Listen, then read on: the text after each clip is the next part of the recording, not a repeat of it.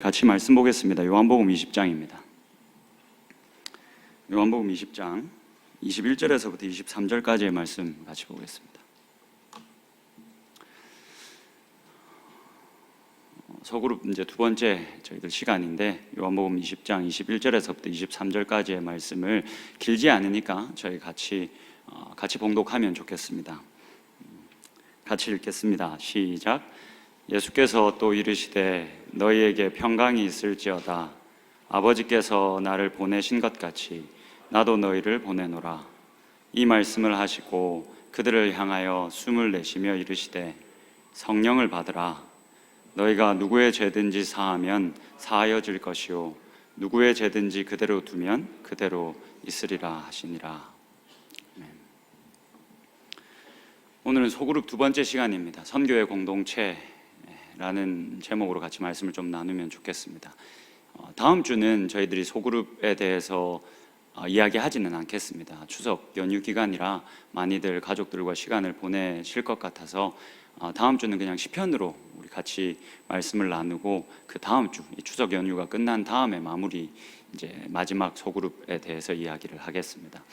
저번 주에 알려드렸던 것처럼 저희들이 지금 소그룹의 세 가지 목적을 가지고 계속 이야기를 나누고 있습니다. 첫 번째 목적이 말씀의 공동체가 되는 것, 두 번째 목적이 선교의 공동체가 되는 것, 세 번째 목적이 친교회, 교제의 공동체가 되는 것입니다. 그래서 우리들이 정하는 이 소그룹의 목적에 우리들의 모든 활동과 시간이 매여 있어야 합니다.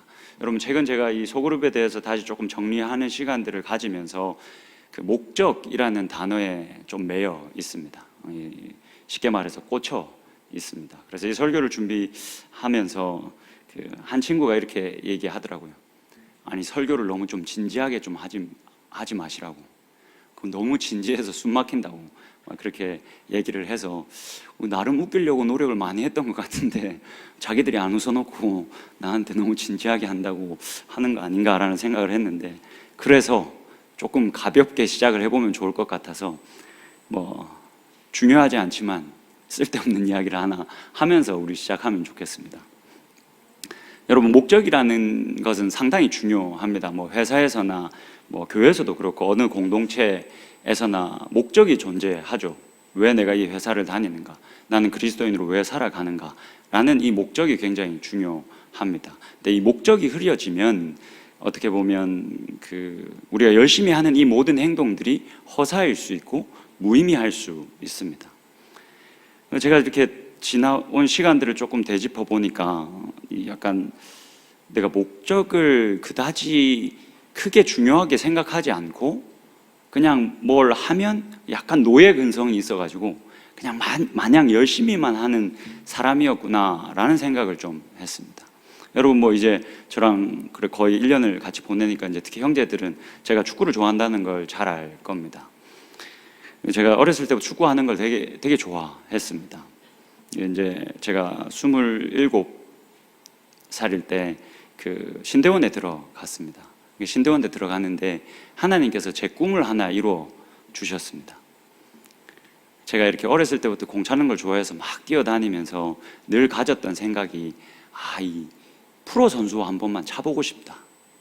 혹은 이 프로로 뛰었다가 이렇게 이걸 경험한 사람과 한번 축구를 한번 해보고 싶다라는 마음의 소원이 여러분들 웃기겠지만 제 마음에 있었습니다. 근데 이제 제가 신대원을 딱 들어갔는데 거기서 만난 겁니다. 이 대전 시티즌, 여러분 형제들 제가 운동하러 가면 입는 티셔츠에 이렇게 파인건설에서 대전 찍혀 있고 여기 막 사인 그려져 있지 않습니까? 그분이 이 대전 시티즌에서 최고 연봉 받으면서 뛰다가 은퇴하고 이제 신학을 해야 되겠다, 목사가 돼야 되겠다 생각을 하고 결단을 해서 들어온 겁니다. 그래서 1학년 때 딱 만났습니다. 저는 하나님께 너무 감사했습니다. 하나님께서 내 소원을, 내 꿈을 이루어 주셨구나. 얼마나 신이 났겠습니까? 그래서 그분하고 신학 공부를 했었어야 되는데 너무 신이 나서 그분하고 축구를 엄청 하고, 사실 이제 제가 막 2년을 이렇게 오래까지 끌고 가는 걸 잘 못하는데 이분과는 아직도 만나면서 운동을 하고 있습니다. 제가 누가 잘 부르면 잘 안 나가는데 이분이 부르면 바로 나갑니다. 나가서 같이 운동하곤 하는데 이렇게 한 번씩 이렇게 네 개의 신학 대학교가 모여서 학술제 같은 걸 합니다. 학술제 같은 걸 하면 이렇게 네 개의 신학교가 모여가지고 이제 오전에는 각자 논문을 발표합니다. 그래서 각자가 가지고 있는 신학을 이제 학문적으로 교류를 하는 거죠. 오후부터는 그러니까 뭐 축구, 농구 이렇게 나누어져 가지고 친교의 교제를 합니다. 학술제의 목적이 무엇이겠습니까? 학문적으로 교류하고 친교의 교제를 쌓아가는 게 그 학술제의 목적입니다. 근데 제게는 다른 목적이 있었습니다. 축구를 우승하는 게 제 유일한 목적이었습니다. 근데 사실은 그때는 이제 프로축구 선수와 같이 공을 찼었기 때문에 우승은 당연했고 얼마나 월등한 차이를 보여주는가가 제 목표였습니다. 그래서 오전에 이제 논문 이렇게 발표하고 있으면 저 혼자 몸을 이렇게 푸는 겁니다. 막 몸을 혼자 막 이제 오후에 잘 차야지 하고 풀다가 너무 풀려서 이제 오전에는 이렇게 자다가 끝나면 오후에 완벽한 컨디션으로 이제 운동장으로 나가는 겁니다. 운동장으로 나가는데 제가 그때만 해도 막 이렇게 지금보다 훨씬 힘이 많았기 때문에 지금 이제 여러분들이 딱 보셔도 알겠지만 희바리가 하나도 없어 보이지 않습니까? 근데 그때는 이 정도는 아니었습니다. 그래가지고 막 가가지고 이제 공을 차면 월등한 실력차를 보여줘야 되기 때문에 혼자 막 밀고 땡기고 잡아차고 막 난리를 쳤습니다. 그러면 이제 그때 당시만 해도 거의 다 전도사님들이니까 다들 이렇게 착하게 공을 차시지 않습니까? 근데 막 제가 막 그렇게 공을 차고 있으면 도대체 얘는 왜 이러나? 막 그런 시선으로 저를 바라보곤 했었습니다. 왜냐하면 저는 목적이 달랐기 때문에 교제의 목적이 아니었거든요. 우승이 목적이었거든요. 그래서 지금 생각해 보면 난 참 꼴불견이었다라는 생각을 진짜 많이 합니다. 여러분 저희가 10월 말에 체육대회를 할 겁니다. 청년부 이렇게 체육대회를 할 건데 꼭 이렇게 청년들이 모여서 체육대회를 하면 이런 꼴불견이 꼭 한두 명씩 꼭 있습니다. 달리기 하자는데 혼자 막 스파이크 신고 오고 쫄쫄 입고 와서 사람 막 부담스럽게 하고 다 웃자고 다 교제하자고 모였는데 혼자 올림픽 하는 친구들이 있습니다. 여러분 그런 실수를 범하지 마십시오. 시간이 지나고 나면 여러분 많이 창피합니다. 이게 목적이 다르면 여러분 때로는 이렇게 꼴불견이 되기가 십상입니다. 제가 왜 이렇게 좀 쓸데없는 이야기로 설교를 시작하냐면 오늘 이 소그룹 선교의 공동체에 대한 이야기를 하면서 이 부분을 우리가 분명히 짚어봐야 되겠다라는 생각이 있어서 그렇습니다. 여러분 하나님께서 우리를 그리스도인으로 부르셨습니다. 우리를 구원하셨습니다. 예수 그리스도를 내어주셔서 우리를 새롭게 창조하셨습니다. 근데 여러분 우리를 하나님께서 그리스도인으로 부른 목적이 무엇인지 혹시 여러분 알고 계십니까? 제가 이번 설교를 준비하면서 난 진짜 못난 사역자다라는 생각을 많이 했습니다. 그런 못난 사역자다라는 인식이 없어질 수 있도록 여러분 혹시나 답을 한번 잘해 주실 수 있겠습니까? 하나님이 여러분들을 그리스도인으로 부르신 목적이 무엇입니까? 여러분들이 여기서 답이 잘 되면 제가 무가치한 인간이다라는 생각이 조금은 줄어들 것 같습니다. 여러분 그리스도인으로 부르신 목적이 무엇입니까? 여러분 우리 그것 때문에 그리스도인으로 서 있고 그것 때문에 그리스도인으로 살아가고 있잖아요. 목적이 무엇입니까?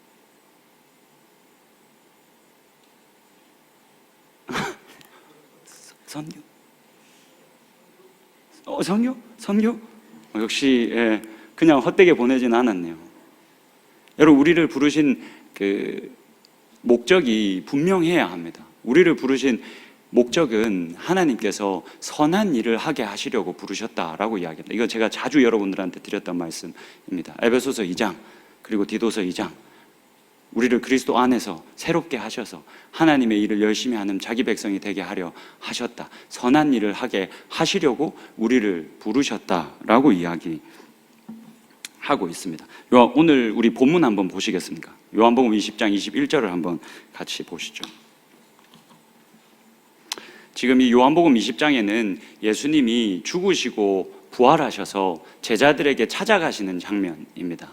제자들이 예수님이 십자가에 달리신 이후에 예수에게 임한 그 핍박이 자기들에게도 올까봐 두려워서 문을 걸어 잠그고 자기들끼리 모여 숨어 있었습니다. 그런 그들에게 예수님이 찾아가셨고 그들을 부르시고 그들에게 어떠한 사명을 주셨습니다. 그 장면이 기록되어진 본문입니다. 21절을 한번 보시죠. 예수께서 또 이르시되 너희에게 평강이 있을지어다. 아버지께서 나를 보내신 것 같이 나도 너희를 보내노라. 하나님께서 어떤 특별한 목적을 가지고 예수 그리스도를 이 땅에 보내셨다라고 이야기합니다. 이게 이제 미션이죠. 우리가 알고 있는 선교. 이 미션이라는 이 영어는 미토라는 헬라어에서 파생됐는데, 이 헬라어 미토는 어떤 특별한 목적을 가지고 보냄을 받다라는 의미를 가지고 있습니다. 하나님께서 특별한 목적을 가지고 예수 그리스도를 이 땅에 내어 보내셨습니다. 어떤 특별한 목적을 가지고 있으셨습니까? 예수님이 이 땅에 오신 목적이 무엇입니까? 이 깨어진 세상을 회복하고 그렇게 우리를 구원하시기 위한 특별한 목적을 가지고 이 땅에 오셨습니다. 그 목적을 가지고 이 땅에 오셔서 자신의 사명을 충성스럽게 감당하신 예수님께서 자신의 제자들을 불러서 뭐라고 말씀하십니까? 아버지께서 나를 보내신 것 같이, 내가 그렇게 선교하러 이 땅에 온 것 같이 내가 너희들을 선교사로 이 땅으로 보낸다라고 이야기하십니다. 그러면서 23절을 같이 한번 보시겠습니까? 예수님이 이어서 이렇게 이야기하십니다. 너희가 누구의 죄든지 사하면 사하여질 것이요 누구의 죄든지 그대로 두면 그대로 있으리라.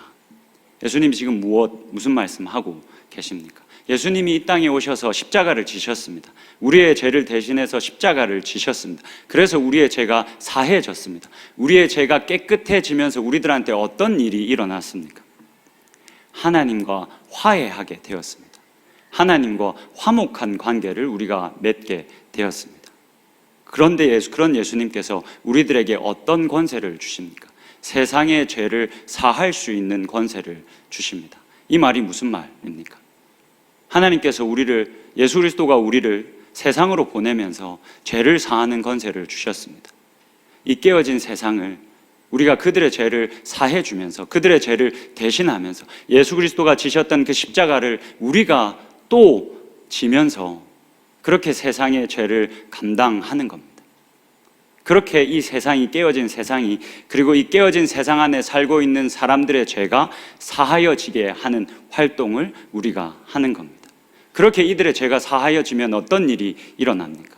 우리가 하나님과 화해한 것 같이, 하나님과 화목한 관계를 가지게 된 것 같이 이 세상이 그렇게 하나님과 화해하게 됩니다.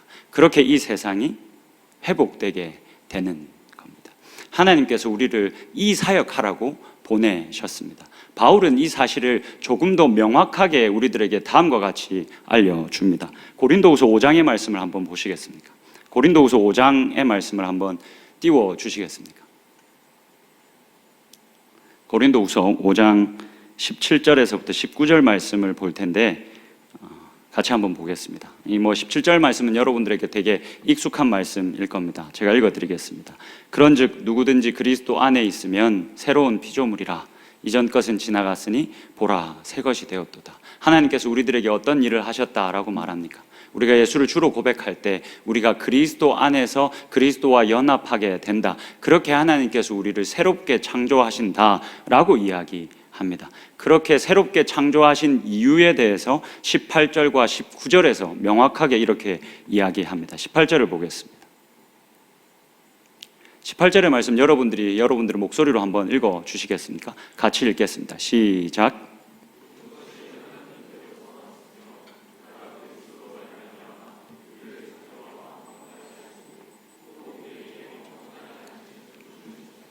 하나님께서 먼저 예수 그리스도로 말미암아 우리를 하나님과 화해하게 하셨다. 근데 거기서 끝이 아닙니다. 우리가 하나님과 그냥 화해만 한 존재들이 아닙니다. 하나님께서 그렇게 화해하시고 어떤 직분을 주셨다라고 이야기합니까? 이 세상에서 화목하게 하는 직분을 우리들에게 주셨다라고 이야기합니다.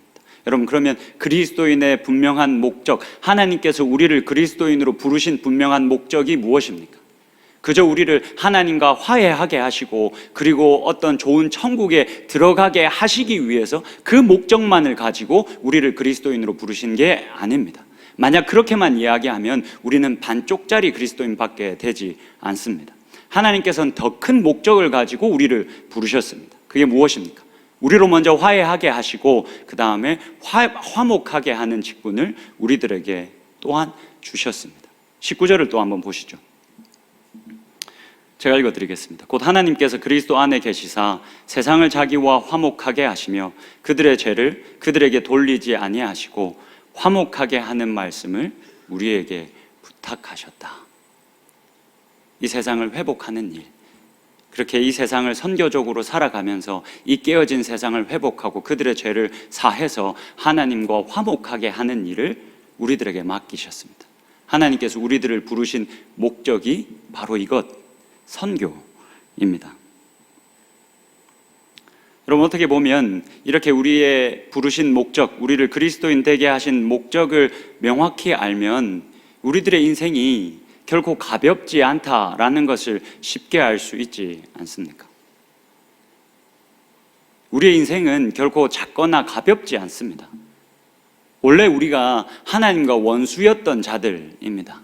그런데 지금 하나님께서 우리를 그리스도인으로 부르셔서 어떤 존재로 바꾸어 놓으셨습니까? 원수였던 우리를 화해하게 하시고 화목하게 하는 직분을 주셔서 하나님의 동력자가 되게 하셨습니다. 이런 가치 있는 일에 부름을 받은 것이 우리네 인생, 그리스도인들의 인생입니다. 그런데 때때로 우리가 이렇게 신앙생활을 하다 보면 특별히 이제 신앙생활을 오래 한, 그리고 특히 이제 모태신앙들이라고 이제 불려지는 이 신앙인들을 보면, 뭐 저도 모태신앙이지만 그리스도인으로 부름받았다라는 것에 감격과 감사를 잃어버린 채 정말 무의미하게 영혼 없이 교회를 왔다 갔다, 주일이면 습관처럼 왔다 갔다 하는 사람들을 보게 됩니다. 왜 이런 일들이 일어날까요? 하나님은 분명 우리들의 이 작고 작은 인생을 너무 큰 일을 감당하도록 부르셨는데 우리는 왜 그 감격과 감사를 잃어버린 채 그 영혼이 다 빠져나간 사람 마냥, 뭐 꽂아놓은 보리자루 마냥 그냥 감격과 감사를 잃어버린 채 신앙생활을 하게 될까요? 여러분, 여러분들 회사 생활하고 있는 거 지금 어떻습니까? 학교에서 생활하고 있는 거는 좀 어떻습니까? 마냥 행복한 사람은 여기 많지 않을 겁니다. 뭐 저도 교회에서 목사로 지내고 있지만 마냥 행복하지는 않습니다. 뭐 때로는 많이 힘들기도 합니다. 뭐 여러분도 마찬가지이지 않습니까? 뭐 고소하다는 표정으로 저를 보시는데 뭐 여러분들도 회사에서 저만큼 힘들지 않으십니까? 근데 여러분, 왜 힘듭니까? 왜 우리는 이렇게 힘들까요? 그리고 이 힘든 것을 우리는 어떻게 해결할 수 있을까요? 아마 이걸 그러면 우리가 어떻게 타파할 수 있을까? 어떻게 넘어설 수 있을까라고 물으면 아주 새 속에 물든 사람은 이렇게 답을 할 겁니다. 목사님, 다른 거 없습니다. 금융치료가 답입니다. 금융치료만이 답입니다. 그냥 그 금융치료 바라보며 견디는 겁니다. 뭐 부정할 수는 없는 것 같습니다. 금융치료가 뭐 꽤 우리들의 어떤 그 힘든 시간들을 잘 보상해 주죠. 근데 31일 중에 금융치료는 뭐 하루밖에 없지 않습니까, 여러분? 어떤 분이 그렇게 이야기하더라고요. 이렇게 뭐 월급이 들어오면 그 하루 만에 뭔가 하이파이브 하고 지나가 버리는 것 같다고. 다 그냥 들어왔다가 어디 다 나가 버린다고. 금융치료는 사실 하루만 우리들에게 만족과 어떤 보상을 주지 않습니까? 그러면 나머지 30일을 우리가 이를 꽉 깨물고 버텨야 합니다. 근데 우리가 다 힘들게 회사 생활하고 있지 않습니까? 다 힘들게 학교 생활은 힘들겠지만 학교 생활을 힘들게 하면 안 됩니다. 여러분, 회사를 들어가기 전까지 마음껏 즐기셔야 합니다. 그러니까 여러분들은 학교 생활은 즐겁게 하십시오. 근데 어쨌든 이 자신이 속해 있는 그 공동체에서의 삶이 결코 가볍지 않지 않습니까? 근데 어떻게 이 힘든 시간들을 넘어설 수 있습니까? 뭐 금융치료도 좋겠지만 여러분, 의미를 발견하지 못하면 내가 이 회사에서 다니고 있는 의미, 그리고 내가 이 교회를 섬기고 있는 의미, 내가 이 시간을 버텨내고 있는 의미를 발견하지 못하면 금융치료도 사실은 우리들에게 크게 답이 될 수가 없습니다. 그 안에서 우리가 얼마나 의미를 발견할 수 있는가? 왜 하나님께서 나를 이 회사로 보내셨는가? 하나님께서 나를 왜 이 학교에 보내셨는가? 하나님께서 왜 나를 이 공부를 하게 하셨는가? 하나님께서 왜 나를 이 자리에 있게 하셨는가에 대한 의미를 발견할 때 우리는 금융치료보다 더 나은 보상을 받으면서 30일을 어쨌든 힘을 가지고 그 시간을 버텨낼 수 있을 겁니다. 얼마 전에 작고하신 팀 켈러라는 목사님이 이런 말을 했는데 제가 좀 가져와 봤습니다. 여러분 한번 읽어 주시겠습니까? 같이 한번 읽겠습니다. 시작.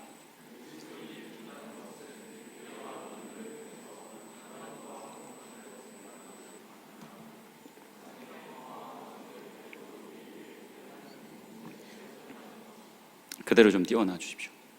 그리스도인이 된다는 것은 회개와 믿음을 통해서 하나님과 화목하게 되는 것에 관한 것일 뿐만이 아니라 그리스도인이 되었다라는 것은 하나님과 함께 예수 그리스도와 연합한 자로서 세상의 평화와 정의를 가져오기 위해 일하는 공동체에 참여하는 것입니다. 그렇게 교회에 참여하는 것입니다. 그렇게 교회에 참여해서 선교적인 공동체로 이 깨어진 세상을 회복해 나가는 것이 그리스도인의 목적이고 그리스도인이 된 것에 대한 의미입니다. 여러분, 왜 우리가 그리스도인으로 살아가면서 성경은 그리스도인이 되었다라는 것이 이만큼 찬란하고 영광스럽고 감격적인 일이다라고 말하는데 왜 우리들은 그 감격과 감사가 식어져 있습니까? 그냥 우리가 하나님과 화해했다, 나는 지금 하나님과 화목한 관계에 있다라는 것에만 여러분 멈춰 계시지 않습니까? 하나님 우리와 먼저 화해하시고 우리를 화목하게 하는 직분으로 부르셔서 그 자리에 세우셨습니다. 우리가 이 화목하게 하는 직분을 매일같이 행하며 그렇게 선교적으로 살아가지 않으면 당연히 그리스도인으로서의 사는 의미를 잃어버릴 수밖에 없습니다. 그 의미를 잃어버리면 여러분 그리스도인으로 사는 게 때론 그냥 손해일 뿐이고 그냥 갑갑한 삶일 뿐일 겁니다. 근데 이 목적을 분명히 한 것 때문에 우리의 삶의 의미가 확실히 살아나면 그 의미가 우리들의 이 그리스도인으로서의 삶을 매일과 같이 감격적이고 감사함으로 이끌어 갈 겁니다. 여러분, 하나님께서 지금 우리와 약속하셨지 않습니까?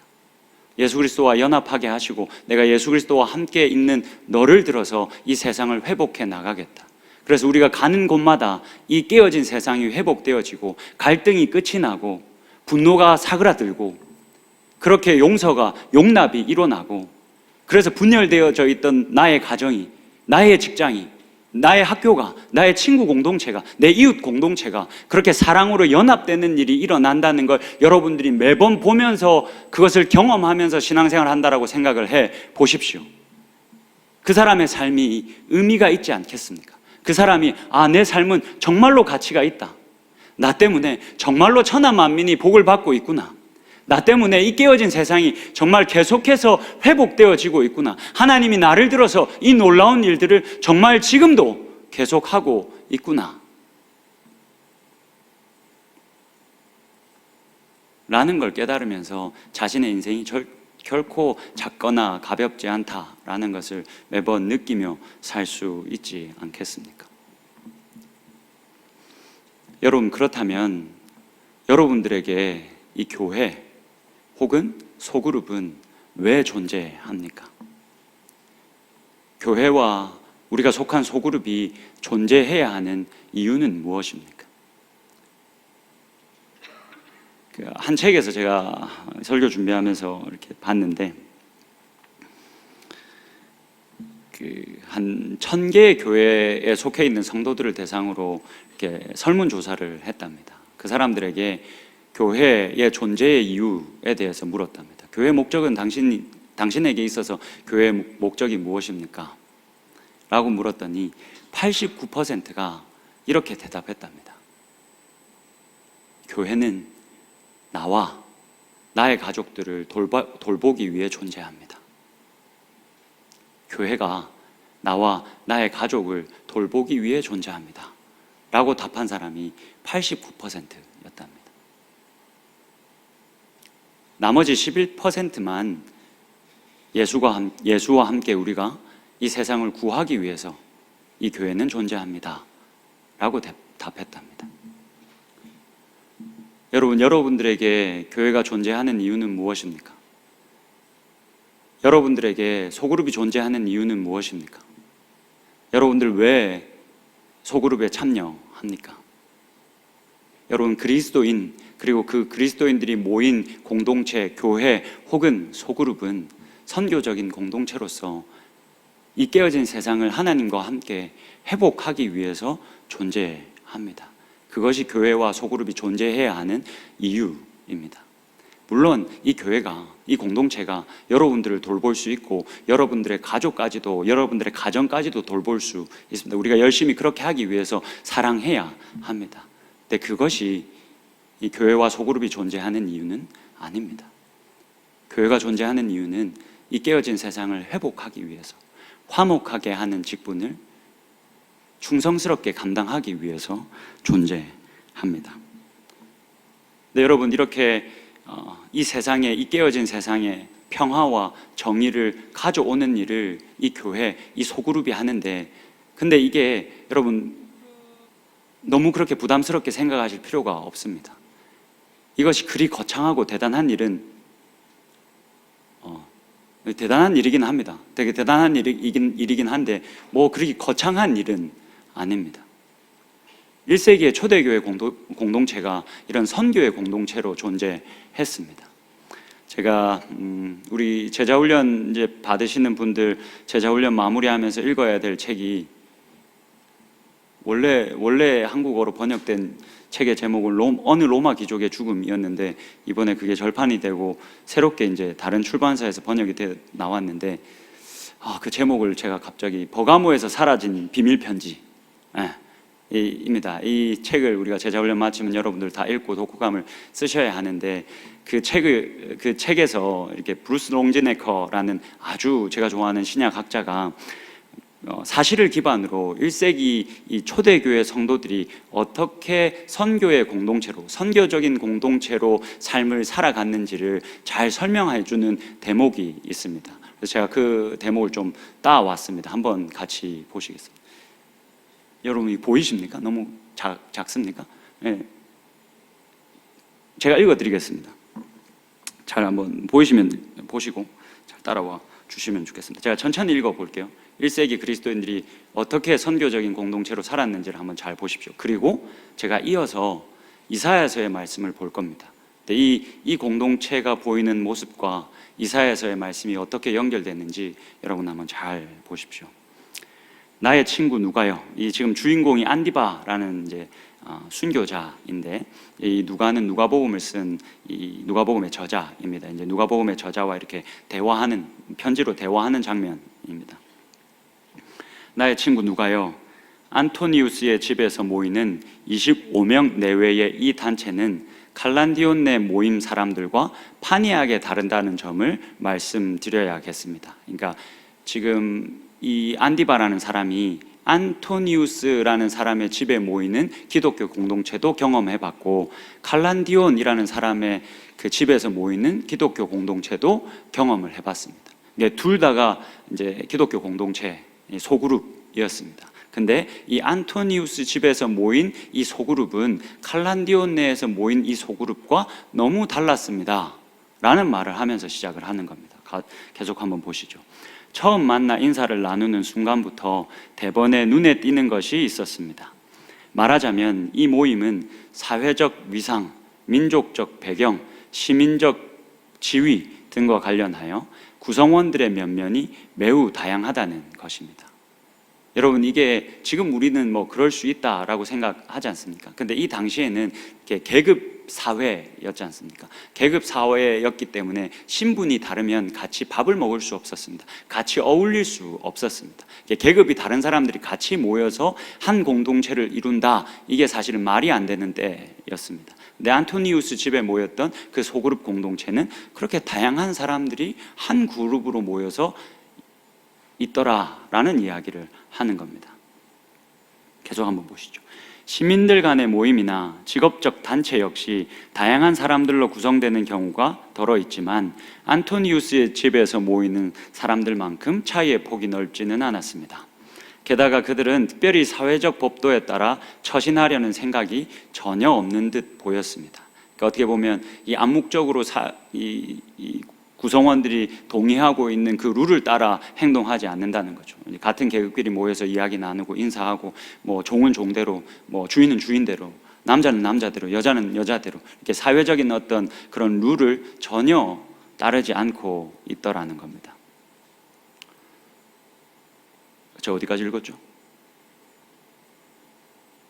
이러한 경향은 부엌에서 음식이 나올 때 확연히 드러났습니다.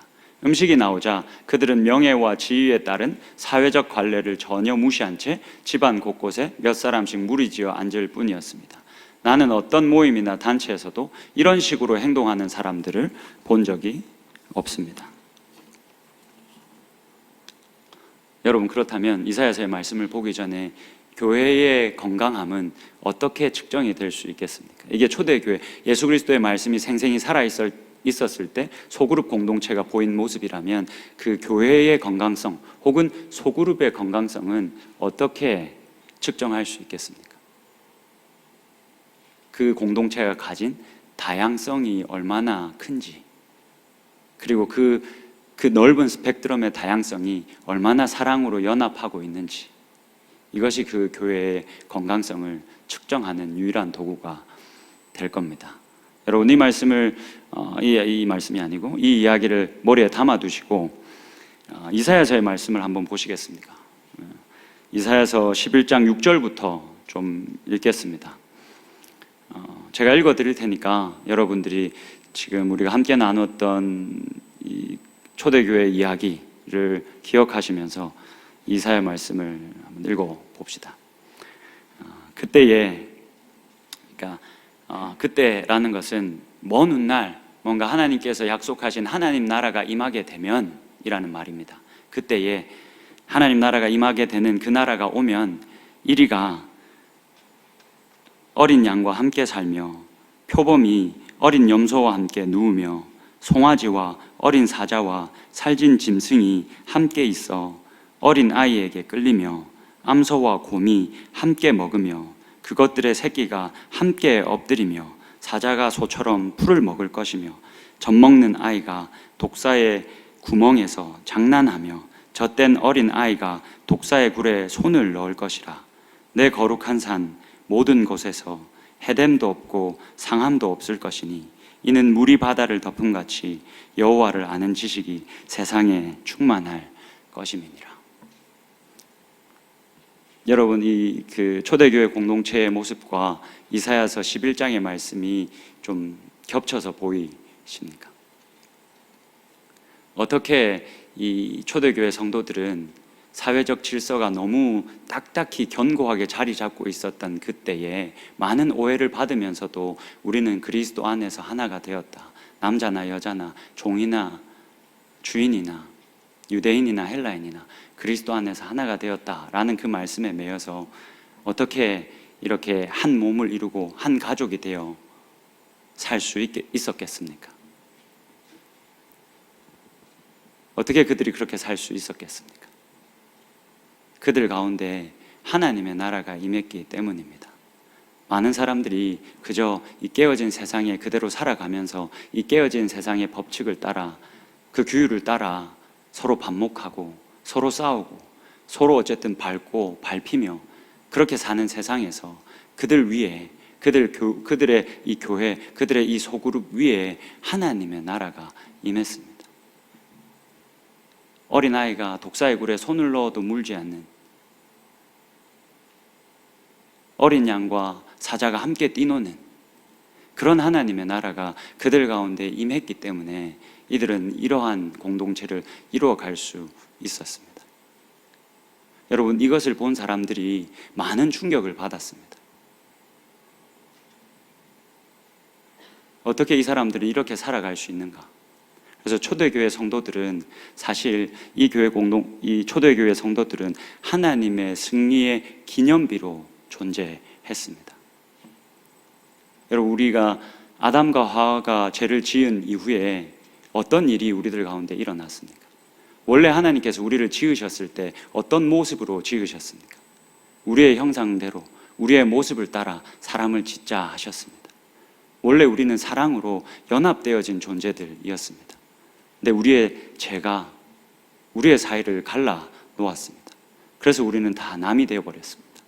인종도 나뉘게 되고 언어도 나뉘게 되고 그렇게 문화가 나뉘게 되면서 우리는 서로 반목하며 살게 되었습니다. 그렇게 깨어진 세상을 하나님께서 자신의 아들 예수 그리스도를 내어주셔서 다시 화해하게 하셨습니다. 다시 화목하게 하셨습니다. 다시 한 몸을 이루게 하셨습니다. 그렇게 우리들에게 하나님의 나라를 주셨습니다. 그렇게 하나님의 나라를 선물로 받은 사람들은 그 하나님 나라 안에서 진정한 이 하나님의 나라를 이루며 살았습니다. 그 안에서는 계급도 신분도 지위도 돈의 많고 적음도 아무 문제가 되지 않았습니다. 왜냐하면 그리스도 안에서 우리는 모두 다 화해했기 때문입니다. 여러분, 마지막 이 글귀로 좀 같이 마무리하면 좋겠습니다. 여러분들이 한번 읽어 주시겠습니까? 같이 한번 읽겠습니다. 시작.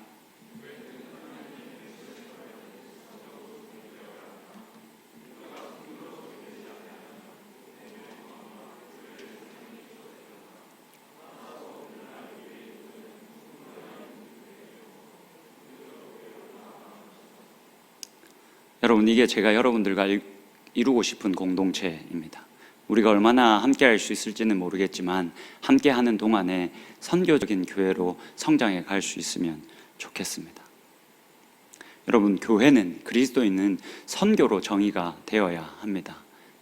그러니까 화해에서 멈춰버리면 여러분, 우리는 반쪽짜리 그리스도인이 되고 맙니다. 계속 좀 띄워주시겠습니까? 우리가 선교로 정의되지 않으면 복음의 범위와 교회의 사명이 우리가 마땅히 감당해야 할 이 일들이 축소됩니다. 여러분, 선교는 프로그램이 되면 안 됩니다. 1년에 한 번 여름 혹은 겨울에 가는 프로그램이 되면 안 됩니다. 그렇게 선교가 있는 교회가 아니라 선교적인 교회가 되어야 합니다. 왜 그렇습니까? 1세기의 이 초대 교회가 이런 공동체였습니다. 선교적인 교회였습니다.